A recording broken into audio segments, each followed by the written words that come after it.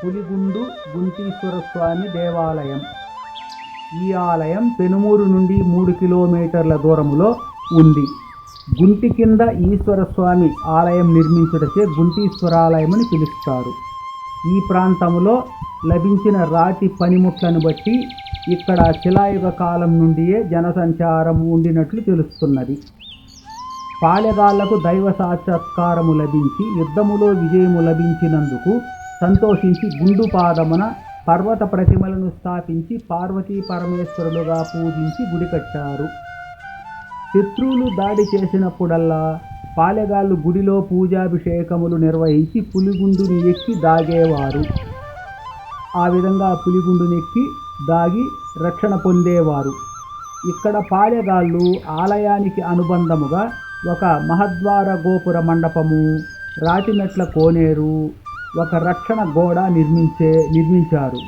నిత్య పూజాధికముల కొరకు అగ్రహారికులకు భూమాన్యములిచ్చారు.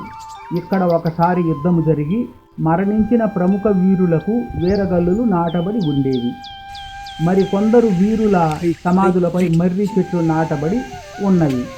విజయనగర పాలనానంతరం తరువాత ఈ ఆలయం సుమారు 300 సంవత్సరాలు పూజలు లేకుండా పోయినది. ఈ ఆలయంలో పెనుమూరు పాల్యం కోనేరులో లభించిన శివలింగం కూడా ఉంది. ఇంకా ఓంకారేశ్వరలింగం స్థాపించబడి ఉంది. పార్వతీదేవి ఆలయము, పంచముఖ ఆంజనేయ స్వామి ఆలయాలు కూడా ఉన్నాయి. నవగ్రహ దేవతలున్నారు, నాగదేవతలున్నారు.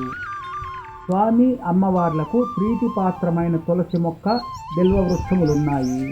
స్వామి అమ్మవార్లను ట్రాక్టరుపై పౌర్ణమి రోజులందు గిరి ప్రదక్షిణ జరుపుతారు. కన్నికాపురము, కొత్త రోడ్డు, టానా వేణుగోపాలపురము, డైరీ సర్కిల్, సన్న సముద్ర అగ్రహారం కాలనీ, కొండ కింద కాలనీల మీదుగా 5,000 మంది భక్తులతో ఈ ప్రదక్షిణ కొనసాగుతుంది. స్వామి అమ్మవార్లను పూజించిన వారికి కోరికలు తీరి ఆయురారోగ్య భోగభాగ్యములు లభిస్తున్నాయి. ఈ ఆలయాన్ని పునర్నిర్మించాలని బాలాలయం చేసి నిర్వాహకులు ప్రయత్నాలు చేస్తున్నారు. మాస్టర్ ప్లాన్ అమలులో భాగంగా ఈ ఆలయాన్ని సర్వాంగ సుందరంగా నిర్మించాలనే ప్రయత్నాలతో స్థపతుల ద్వారా ప్రయత్నాలు జరుగుతున్నవి.